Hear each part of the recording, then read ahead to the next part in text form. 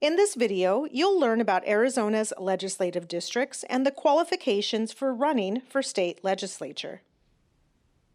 The Arizona Legislature is the state's lawmaking branch of government.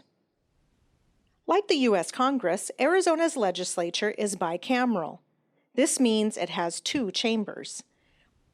Article 4, Part 1, Section 1 of the Arizona Constitution states that the legislature shall be composed of a Senate with 30 members and a House of Representatives with 60 members. Each state senator and state representative serve legislative districts of equal population. As of the 2010 census, the average number of constituents per district is 213,067. There are 30 state legislative districts of equal population.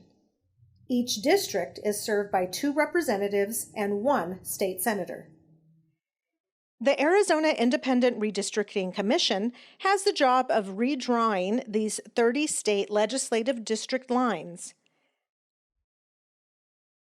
Who can run for a seat in the Arizona State Legislature?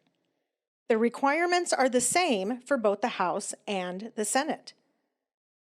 One must be a U.S. citizen, at least 25 years old, have lived in the state for at least 3 years, and lived 1 year in the county from which they are elected.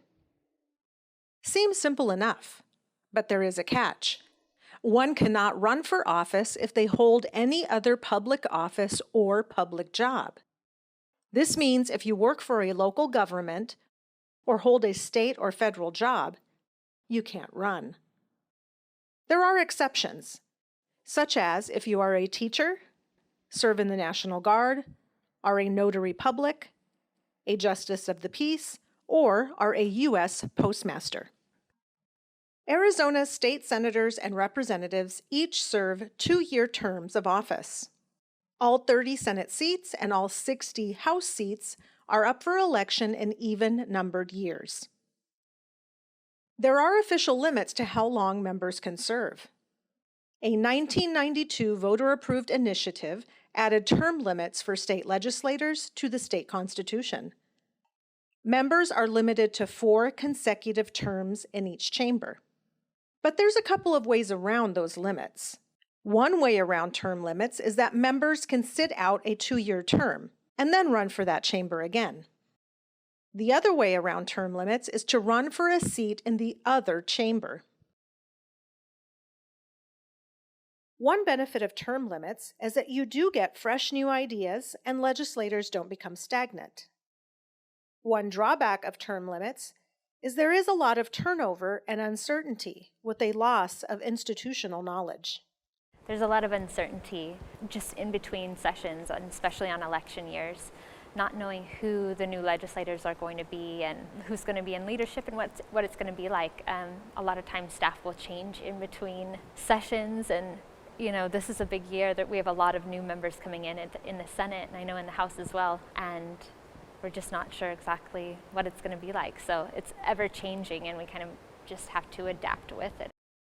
The legislators who serve in the Arizona legislature have a challenging job. On the one hand, the elected members are responsible for representing their constituents. On the other hand, they are also responsible for making laws that help the entire state. And what we forget is that policy affects every single person, regardless if they're Republican or Democrat or whatever their party affiliation is. Sometimes these goals can create tension, and resolving those conflicts requires a great deal of discussion or arguing, and often a great deal of compromise.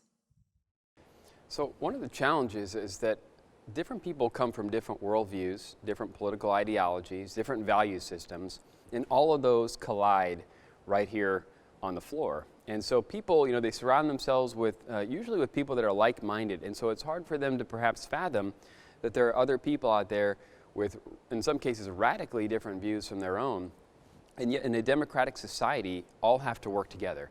And so it's a messy process, it's a dramatic process, emotions can rise, tensions can can rise, but it's something we have to work through. So it's not easy, and perhaps on the outside it's confusing to people why it's so hard to just get along. But when people are fighting for values that they really, really care about, and they are 180 degrees the opposite of others, you're going to have some difficulties working through it. The competing ideas are sorted in the legislative process.